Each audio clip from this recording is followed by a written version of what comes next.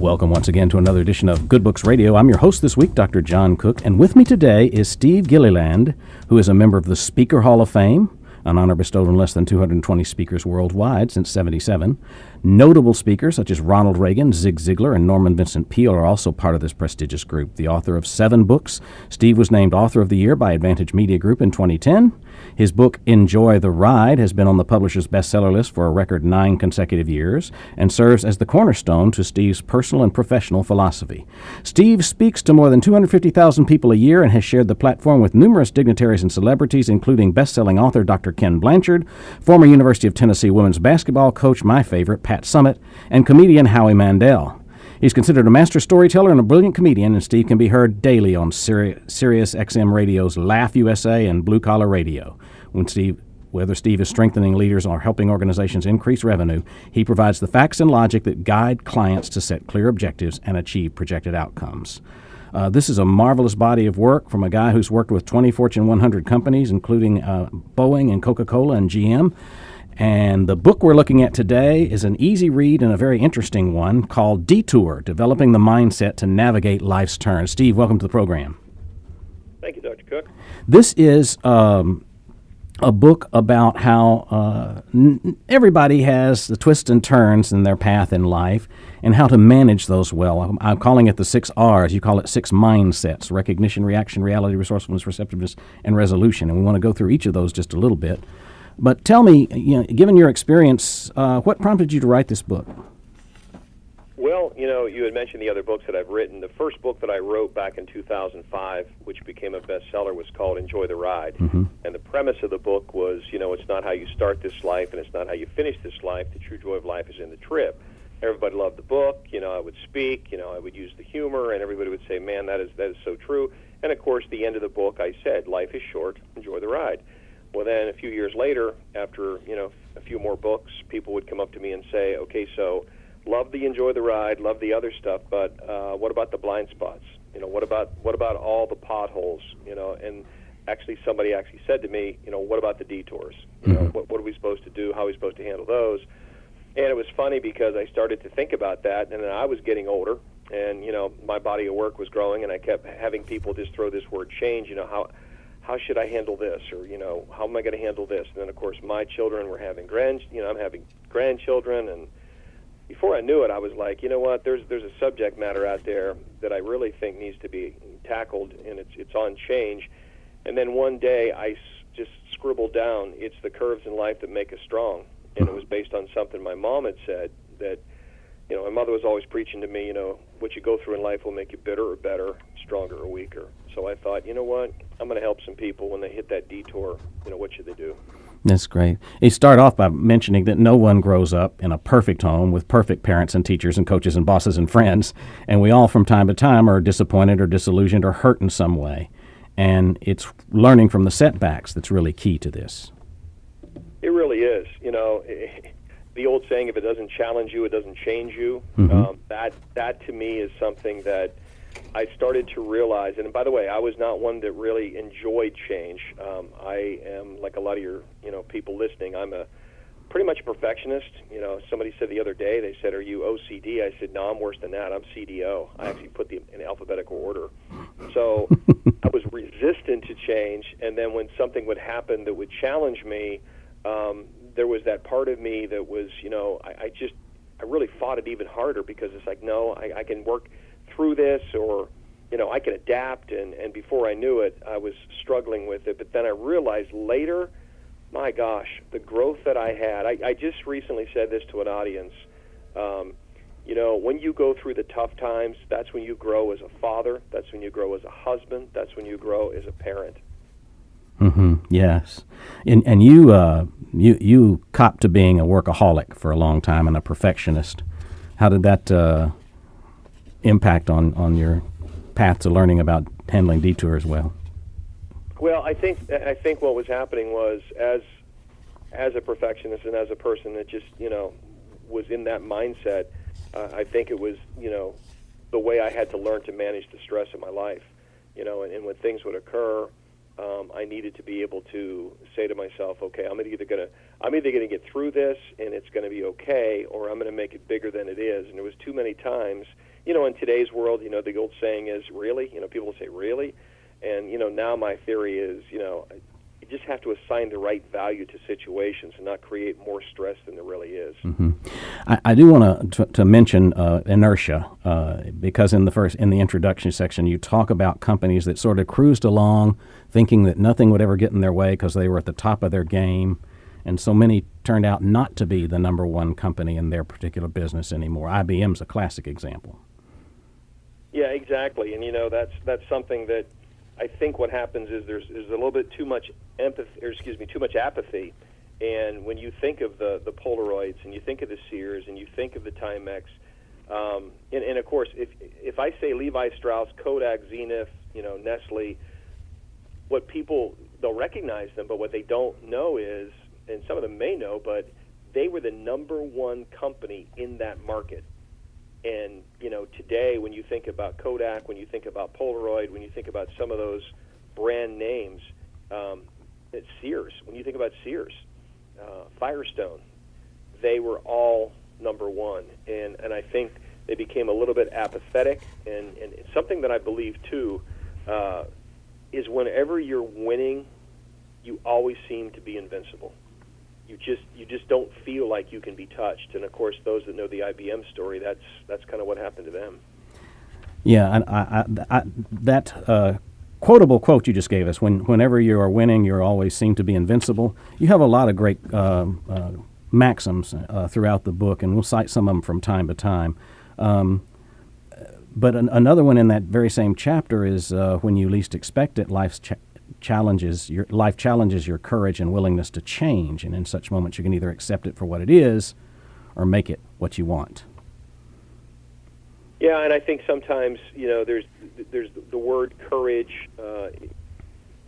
It's interpreted in such a way. I don't think sometimes people realize how strong they are, and I think that sometimes we face something, and while it takes a lot of strength, I think it's the courage to take the first step. I think it's being willing to, and let's use these two words, is being willing to not just adapt, but to honestly change. So many of us haven't, we have this instinctive ability to adapt to situations, and we pretty much are putting Band-Aids on them. Mm-hmm. And or we're letting it try to heal over, and it just, the littlest bump and the scab comes off. Something happens. So what I tell people is, I had to learn this. Great adapter, horrible changer. What I've learned to do now is change. Just honest to goodness change. Stop adapting. Just say, okay, not going down that path. I'm going down this road today. Mm-hmm. One more thought in this first chapter that I really like is discipline is freedom, because so many people think the opposite, that if you're disciplined, you're going to give up your freedom. No, I'll tell you what, discipline, that, and you read it in the book, it's one of the cornerstones to living a successful and fulfilling life. I mean, for me, discipline is something that I've developed over the years, and it really helps you withstand the detours. And, whether it's physical, emotional, mental, you have to have the discipline, and it really is freedom. And you, as you said, a lot of people don't agree with the statement, but here's what I've found. Undisciplined people lack the freedom that comes with possessing particular skills and abilities. And if they have the discipline, getting up in the morning, when people say to me they're not a morning person, I look at them and say, well, then go to bed. Most people that aren't morning people don't go to bed. Mm-hmm. And my sons are great examples. I've got a son that's 35 and one that's 33 who used to say they weren't morning people, and now they are, because it's a discipline that they've learned. And it's like, get your butt in bed. Mm-hmm. Let's look at reaction, the second mindset you discuss. The first point in the chapter is a good one, because everybody is stressed, and the difference is how we manage it. Yeah, and I think sometimes I wouldn't even say sometimes, I tend to believe that a high percentage of times we overreact to situations. And when we do, it impacts our ability to do anything and everything effectively. And you have to have this mindset that you're going to react and not overreact. And I just said it moments ago. I said you have to assign the right value to situations. One of the great books I read, and I'm sure you've read the book, and your listeners, a lot of them have heard it. It's called The Last Lecture by Randy Posh. And Randy was a professor at Carnegie Mellon University. Randy was diagnosed with cancer. And, Randy said, in his last lecture that, he's got 2 months now left to live. And they maybe have said, maybe six weeks. But he's out at a department store, one of the big box stores, and he comes out and he looks in a bag in his receipt, and he's short. He's got an item that's missing, and he looks and he realizes on the receipt it's like $1.50. And when he makes this statement, he said, I go to step out of the car, and I think 5 minutes in, 20 minutes in the store to resolve it, 5 minutes to come back. And he said, you don't know the value or realize the value of 30 minutes until you have 2 months left to live. Wow, that's powerful. You have to assign the right value. And I think that's what I've done now. I mean, I recently had a family member where I actually said to them, I go, really? Do you think that required that much emotion? And I'll turn to certain people and say, I mean, we just need to kind of take a step back here. And there's the old adage, sleep on it. That's something that a lot of people used to say that I'd go, sleep on it. No, I would react. Now I do. My team, my staff, the group that leads our company, I tell them, don't react until you take 2 steps back. Just take a couple of steps back and even leave it for the evening. Because when you wake up, you're going to have a different perspective. So for me, reaction is, and again, we talk about discipline. It's something that you can teach yourself to be disciplined, not to overreact. And if you learn anything, take a minute before you say anything. As the old saying goes, a closed mouth gathers no feet. Well, it's a bridge to another thought about managing stress, because the good news is you can manage stress so that it doesn't negatively affect you. But for so long, societies prefer to medicate symptoms, you say, rather than alleviate the cause. And the negative impacts of stress on the body, elevated heart rate, high blood pressure, rapid breathing, gastrointestinal discomfort, heart disease, sleep disturbances, depression, all of that is part of what the body does with stress if we don't manage it. Exactly, and I think sometimes that has a lot to do with, and again, I'm an avid reader, and I love books, and I know that the play on words of the book, when it came out, don't sweat the small stuff, it really is true, because you can't get too caught up in the details, because, if you're down, I just used this term yesterday with somebody. I said, I'm not getting down into the mud. I say, I'm not getting into the mud, and I'm not getting in the high grass. I'm going to stay out here, because I said if I do, what will happen for me is I sometimes then forget the big picture. Because if you're too busy in the details, if you're too busy in some of the things that really aren't that important, then you forget, honestly, the big picture. It's the old adage, why do we do what we do? One of the books I refer to this, and I tell people, I said, you have to, you got to have purpose be your drive, passion be your fuel, and pride define who you are. So purpose is what drives you, passion fuels you, pride defines you. But you sometimes lose that purpose and that reason when you're really too caught up and you begin to stress over things that really aren't that significant. Mm-hmm. And your own story is of great value. You believed at one point that your fear of failure created a massive amount of stress, but then a heart attack got your attention, and you started to set limits. Yeah, and that's a true wake up call. And again, my reaction to it at first was, why me? I'm only in my mid 40s. And again, I'll say, when I realized at that moment in my life that I'm getting angry over something, and am I willing to change? And here's what I was saying: am I willing to change, or will I adapt to this situation like I always have? And when you have a cardiologist and you have people looking at you saying, this is, you got to make some major changes, So here I am, a guy that's telling people, you got to decide what's important and never take it for granted. And while I knew eating right, exercise, all those things were important, I wasn't practicing it. So at that point, you make a decision, and you have to say to yourself, this isn't something you adapt to. You make wholesale changes. You change the way you eat, you change the way you exercise, and you realize, you got a nice wake-up call, and you're still walking around. Mm-hmm. You say something which is a hard truth for some people, but really it's empowering if we think about it, and that is that you will never arrive at a place where everything is perfect and there are no worries. You will never arrive there, no matter how hard. No, you really won't. Mm-hmm. Yeah, I mean, you just have to accept that you can't control everything, and you have to put stress into perspective, and you're just not going to arrive at that perfect place. You're not going to arrive.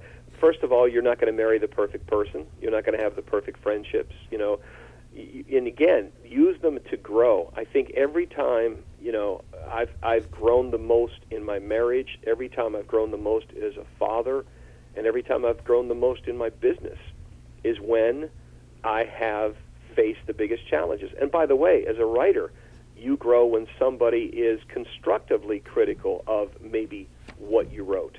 And you look at it, instead of getting mad, you just say, okay, how can I use this? I got to tell you something. I was not like that. Mm-hmm. So people that knew me then and know me now, they've said, what a transformation.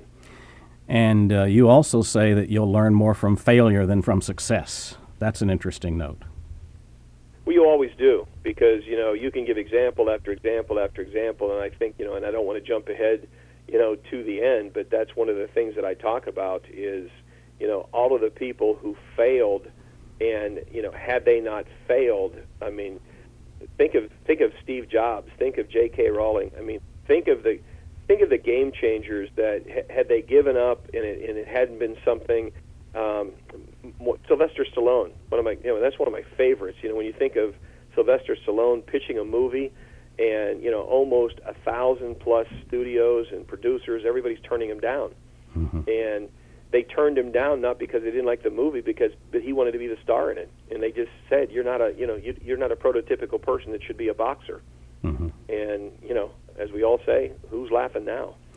I want to give us a dose of reality with a beautiful parable that you tell about a frail old man who went to live with his son and daughter-in-law and 4-year-old grandson. And his hands shook and his eyes were blurred and his step was often faltering. And when they ate together at the table, his shaky hands made eating difficult. You want to tell us that story? Yeah, this is one of those that it kind of brings tears to your eyes, and it kind of makes you think about your own life, and as you were getting older, and it just kind of like a real dose of reality. And the story goes that there was an old man that ate alone while the rest of the family enjoyed dinner, and the grandfather, he was frail, and he broke several dishes, and his food was, so they started to serve his food in a wooden bowl. And finally they got so disgusted that the daughter-in-law said, I just can't do this, and I just can't do this anymore. So they put him in a corner at his own table. They gave him the wooden bowl, and he sat alone. And and sometimes there was this tear in his eye. And as the story is told, they had a 4-year-old, and the son and the daughter-in-law with their 4-year-old were sitting at the table, and they would look over. And as the 4-year-old watched it, was, he would always watch his grandpa in silence. And then one evening before supper, the father noticed him playing with some wood scraps on the floor. And he asked the child, in a very sweet way, what are you making? And just as sweetly, the boy responded, oh, I'm making a little bowl for you and Mama to eat your food when I grow up. And the 4-year-old, he smiled and went back to work. And the word struck the parents, to the point that they were speechless, and then of course the tears started streaming down their cheeks. And that's when I read that little parable, I started to think, there's nothing like staring reality in the face to make a person recognize the need to change or a situation. And I think, regrettably, many of us realize value only after it is seen from another perspective. And that's something that, there's the people who will say, you got to see the opportunities. You've got to be prepared. You got to see. Let me share this. Opportunities always look bigger going than coming. And for me, that's another thing. I sometimes have the failure for me is not to be able to see it myself, but all of a sudden another person's perspective shows it, to me. I've said this: perspective is worth 80 IQ points. Whether it's yours or someone else's. Yeah. Let's talk a minute about resourcefulness, because I like the fact that where focus goes, that's where your energy goes. And you mentioned that if you're running east looking for a sunset, it doesn't matter how committed you are. I think that's a wonderful point. Well, it's just one of those things that I think, everybody always says, work smart, don't work hard. But I think sometimes the resourcefulness is, there's a lot within you. And I think that, sometimes it's just a matter of you even being willing to do more yourself. Because we live in a world today, and I really see this happening now. We're evolving into a world that will belong, but we really won't fully participate. We're into the, we're into the, what's fair. What's fair. And sometimes you're not willing to be as kind-hearted or kind or giving because you feel like, well, nobody else does. And when I give, and there are people that will say to me, they say, you're so generous, and I'll say, well, that's the way I was taught. And say, yeah, but, people are so ungrateful. And what they're doing is they're basing what they do on what another person does. Mm-hmm. So for me, the resourcefulness I have within me is to say, you know what, I got to be more than just friendly. I got to be a friend. By the way, I got a friend that's on a really strict diet because of some health issues. And I just reached out to him, 3 days into the diet and said, thinking about you, praying for you, hope all's well.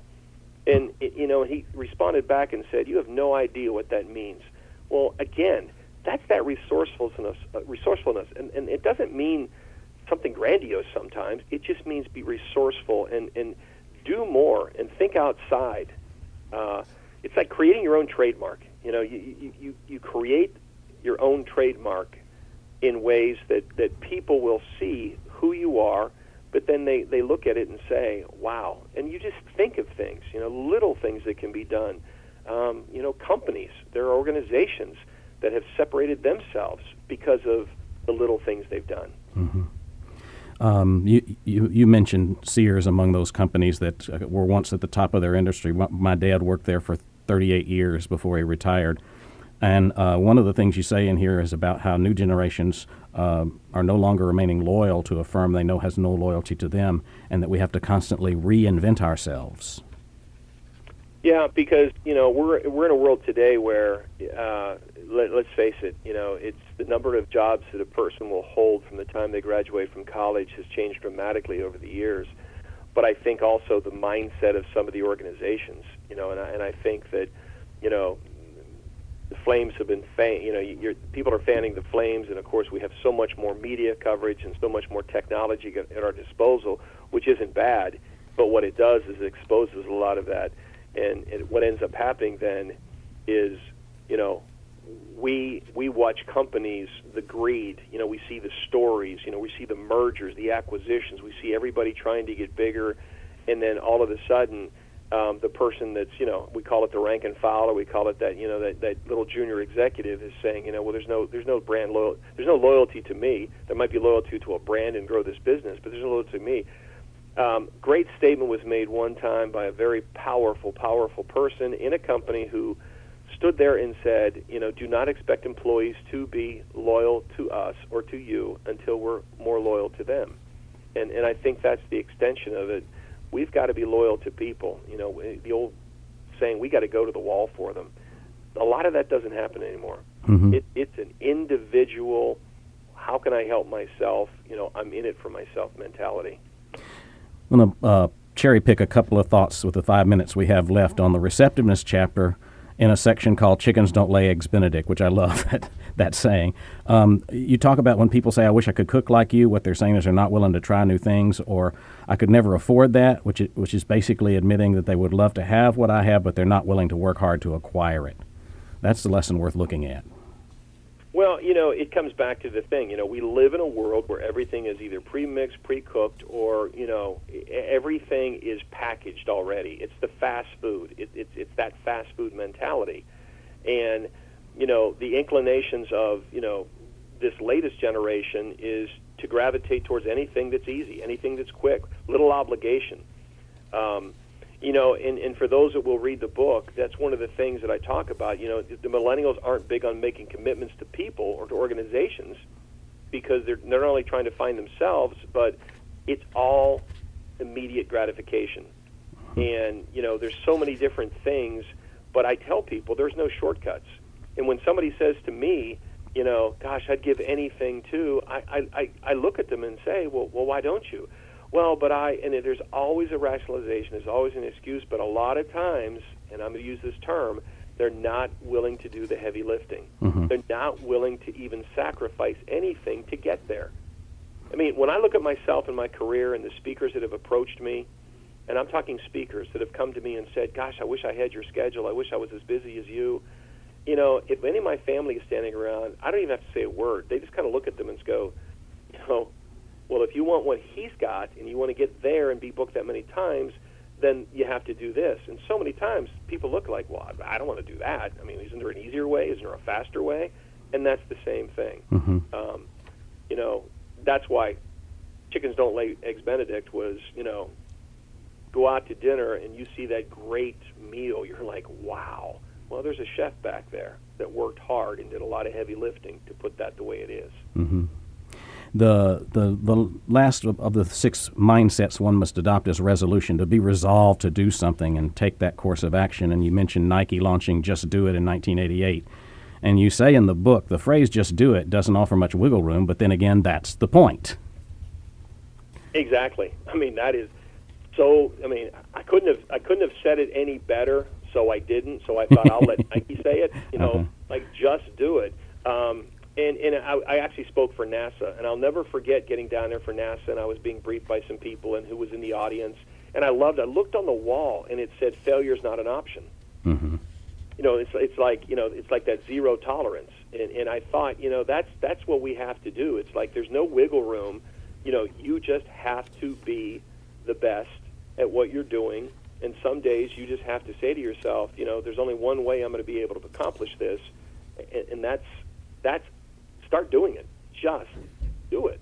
And I think, if you look at your career, you can look at the listeners who are listening, and when they think back of most of the people that are successful that I know, nobody woke up at 4 in the morning and said, man, I am so happy to be up at 4 and working hard.